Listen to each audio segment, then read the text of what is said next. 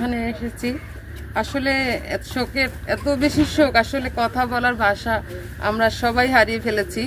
আমার কথা আমি আসলে কিছুদিন মানে শুরুর দিকে যখন এর কথাগুলো শুনি তখন আমার মনে হয়েছে যে আমার বয়সে আসলে এরকম একটা প্রতিবাদী কণ্ঠ আমি কখনো শুনি নাই, এই আর কি। তারপর যেটা মনে হয়েছে যে আসলে এই ছেলেটা খুব ভালো লাগছে যখন জানলাম যে এই ছেলেটা আমাদের নলছিটির ছেলে। হ্যাঁ, তখন আমার আর কি খুবই ভালো লাগলো যে আসলেই আমাদের নলছিটির গর্ব।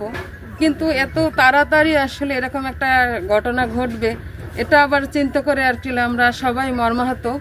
আর সবশেষ কথা হচ্ছে আসলে আমাদের বাংলাদেশের মতো জায়গায় কোনো প্রতিবাদী কণ্ঠ যে এভাবে রুখে দেওয়া হয়, এখানে যেটা হাদিও নিজেও বলে গেছে যে এর বিচার যদি বিচার না হয় তাহলে ভবিষ্যতে কোনো হাদি আর জন্ম নেবে না। আজকে এই হাদি ভাই আমাকে লঞ্চসিটির সন্তান, আমাকে খাসমহলের সন্তান, খুব ভালো ছিল, তার বাবা ভালো ছিল। আজ দলের সত্য কথা বলতে যাইয়া সে দুনিয়া দিয়ে বিদায়।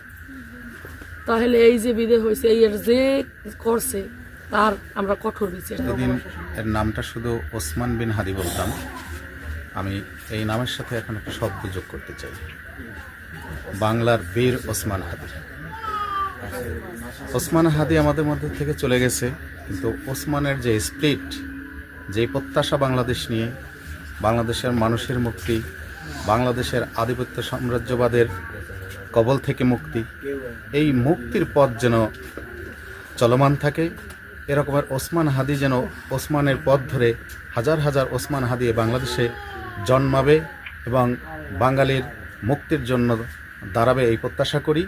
সেই সাথে প্রত্যাশা করি ওসমানদের যারা আসলে এখন যেই পাহারা, যেই নিরাপত্তা, যেই ওসমানের সমবেদনা, ওসমানের জন্য করণীয় যা হচ্ছে, এটা আসলে জীবিত ওসমানের জন্য করা উচিত ছিল।